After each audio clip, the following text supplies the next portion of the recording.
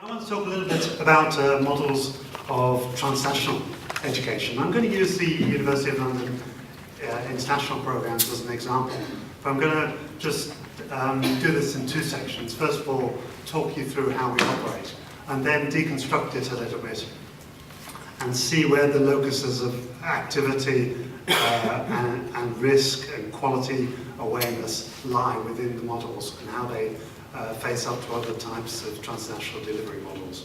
So a little bit of a different focus. I think Jonathan this morning talked through a little bit of the history, University of London International Programs, or external system as it was. So we've been going for quite a while. Essentially, we have 12 of the 19 University of London colleges taking part in the international programs. These are the 12 here. You'll be familiar with many of them. This is a diagrammatic just to show you how the partnership works.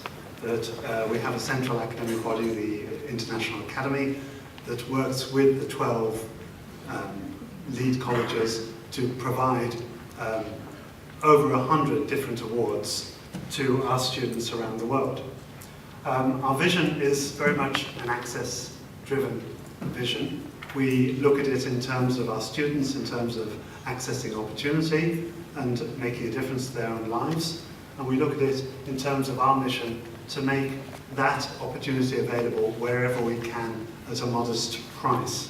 And just to give you an idea of the modesty of the price, our undergraduate programs retail at around £3,600 for the whole degree if you study as an independent learner. So our three watchwords are worldwide access, opportunity, and international reputation. And we have, as was mentioned earlier, about 50,000 students worldwide in over 180 countries. Some of them have a few, some of them have thousands. And this number is rapidly increasing, has increased by about 50% over the last decade. The programs attract a vastly diverse group of students. Our students and alumni, some of them are traditional. The students come through a school route, do their undergraduate degree with us straight after school. A fairly traditional route, but in different locations around the world. Some of our students are mobile. About 17% of our undergraduates do not start the degree in the country that they were born in, and they may well subsequently move again during the course of the degree and finish the degree in another country, and that's perfectly fine within the system. And many of our students, quite a big group, see this as a second opportunity in their lives, either a retraining opportunity where they change the direction of their career, or because they want to upgrade their first degree, they want to get a better result, or they see the University of London as a more prestigious brand. So they see it as a way of getting on. And those students are by and large in their 30s and working when they study for our degree. The crucial thing about our system is that there are two modes of study. It's always possible for a student to study totally independently our degrees, and they can study therefore anywhere they want and under pretty much any conditions. Jonathan mentioned earlier Nelson Mandela studying in his prison cell. But it is also possible for students in many countries around the world to access supplementary tuition at an independent teaching institution near them. And it's this part of the relationship that I'm going to talk about today as a mode of transnational operation.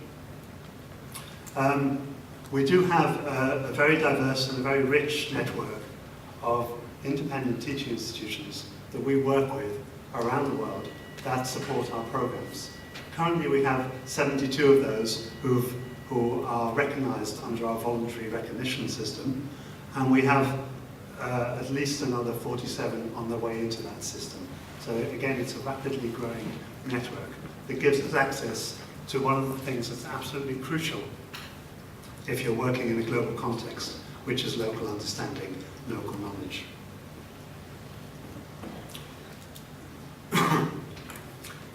said I was going to deconstruct the model slightly, and if we were to look at the components of the teaching provision, we could argue about the categories, but by and large, these are the groups of categories which are involved as students come into contact with us and make their way through a degree. Starting off with the supported model. I've disaggregated the locus of activity depending on who does it. The home institution, that's in our case, it's the University of London International Programmes from here in London. And the link institution is the supporting teaching institution overseas. So from this diagram, you can see that we keep control of the summative assessment, the examinations, we keep control of the curriculum, and we keep control of the admissions. And those are the three crucial components of this particular model. I'll come back to the implications of that a little bit later on. If you contrast that with a validated model, it's very obviously at the different end of the spectrum. A validated model tends to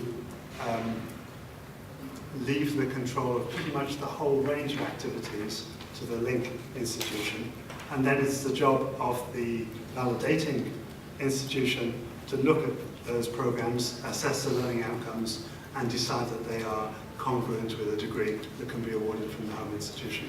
So it's obviously a very different type of provision. The franchise model is perhaps halfway between those. Very often, and there are lots of different, I recognise there are lots of shades of grey. This may only be one categorisation of a franchise. But one of the crucial things that's happened is that the summative assessment has moved into the control of the link institution, away from the control of the home institution. And it's then, with all of the quality assurance implications that brings when you want to supervise that and ensure that your brand is maintained, which I'll come to in a minute. This is just a table that pulls together a few different models and looks at where the locus of activity might be located.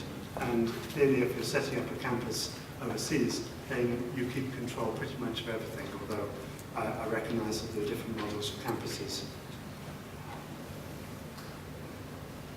But then the question becomes, how do you define your brand as the home institution? How do you protect your brand? And if you take a second to absorb the dimensions of this model, we've got the dimensions of where the locus of activity is with the home institution or with the link institution, and where that might allow greater or lesser flexibility. In the supported model, the crucial grouping of things that remain under the control of the home institution is the assessment, the curriculum, and the admissions. Marketing is strictly controlled, but it's part of the link institution's activities as well, which allows more flexibility with some of the other activities, for example, teaching, pastoral care. The franchise model is slightly different in that much more of the activity is pushed out to the link institution. This means that in terms of control from a brand perspective, the job is much harder because you're trying and seeking to control everything. Not only do you have to control the assessment process at a distance, but you have to control the quality of the teaching provision, because all of that reflects on the brand as you've chosen to define it. Clearly, if you extended that model to some of the others, like a validation model or a home campus, you get different arrays of responsibilities. And we're all aware of the recent problems that the University of Wales have had with their validation model, and perhaps that's due to the fact that it is so difficult to exert brand control over the whole range of activities, and there's so much flexibility given to the link institution. Some of the implications of these different approaches. There are different types of risk involved, and there's always going to be a trade-off between the financial risk and the reputation risk. Clearly, using a validation or a franchise model, you can expand rapidly. That's a clear market advantage. Your reputation risk is presumably higher, arguably. Your financial risk, particularly in contrast to a campus, for example, is much lower. Again, the control from a brand perspective that you can exert is typically quite low in a validation. It would be medium in a franchise. And in our supported model, where we're keen to exert control over the things that matter, the summative assessment being one that's particularly pertinent to, for example, employers, regulators and so on, we have complete control of that because our examinations are conducted under secure conditions, brought back and marked by employees of the colleges under the same conditions as the internal exams are marked. So it's a way of keeping your reputation risk under control. It's a way of exerting control over the parts of your brand offering that matter and allowing flexibility in the other parts. There's also implications in terms of the type of institutional relationship that you're likely to have with your overseas link institutions. In a validation, I would classify it as an adoptive parent. A franchise always is forced into a parent-child relationship. You can't be in any other relationship because you have to exert control over your product that's delivered under someone else's jurisdiction. So you're always forced into that relationship with your institutions. I wouldn't say that the supported model is completely immune from that, because as I mentioned earlier, we do operate, as the international programs, we operate a voluntary monitoring system, which we call our institutions policy framework, where institutions opt into that framework, and they do get visited, they do get assessed, we do look at all aspects of their operation, and we do give a verdict on whether we consider these trustworthy institutions from the point of view of a student who wants to know if signing up at these institutions he will have a reasonable chance, reasonable experience that will help him to get one of our degrees. So there is a parental responsibility to a certain extent. But I would say that there's a great diversity in the ways that we work with institutions. And if you think about the possible permutations that any home institution can have in working with link institutions, you can work with other degree awarding institutions, you can work with non-degree awarding. Many franchise operations tend to work with non-degree awarding, and that's not exclusively so. But it is possible to have a relationship of equals if you're working with other degree awarding institutions.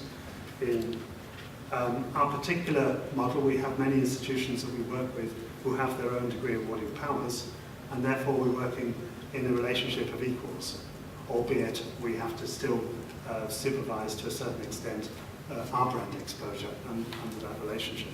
But we work, for example, with the High School of Economics in Moscow, which is a very well-reputed economics school, state-run school, and we work with many other universities, University of Malawi, many universities around the world, where the relationship is very different to the type of parent-child that you have to exert in a franchise relationship.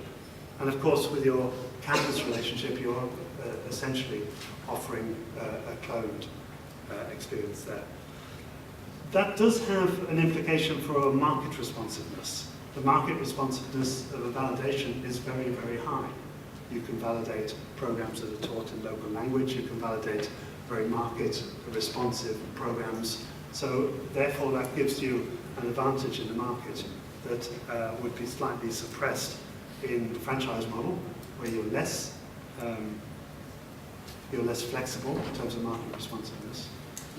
Very often franchises do actually have locally tailored modules, but they tend to operate a validation type arrangement for supervising those modules, whereas they're operating a franchise type arrangement for the rest of the association. And it does mean that our market responsiveness in terms of supported model is slightly less from that perspective, because we have essentially a global product. I should say that the supported model is not, we're not the only inhabitant of that, of that model. Heriot Watt, for example, does offer programs on very similar models to that, and there are many other examples, I think, but I would say that we're the biggest operator in that space. I'd just like to conclude by saying the advantages, and going back to my rich and highly diverse network of institutions that gives us that vital access to local knowledge, local expertise, and local presence that we do. Just to give an example, which is the Singapore Institute of Management, we've had a 25-year relationship with the Singapore Institute of Management. Obviously, the Institute is an industry membership body and continues to be an industry membership body for Singaporean industry. So it's crucially important in the role it plays in industry in Singapore. But it has developed its training capacity and it's developed its educational capacity, building its own university in Reef, which you can see here on the photo. And it's done that in association with us over the years. It offers other programs. It has about 40,000 students at the moment. 10,000 of them are on University of London programs. So it's got a portfolio of different offerings. But we've grown up, in a sense, together. And I see that not as a parent-child relationship, but as a mature relationship of complementary strengths, which was talked about in relation to partnerships earlier this morning. So there's certainly a lot to learn from the institutions we work with, and an incredibly important connection with local communities through them.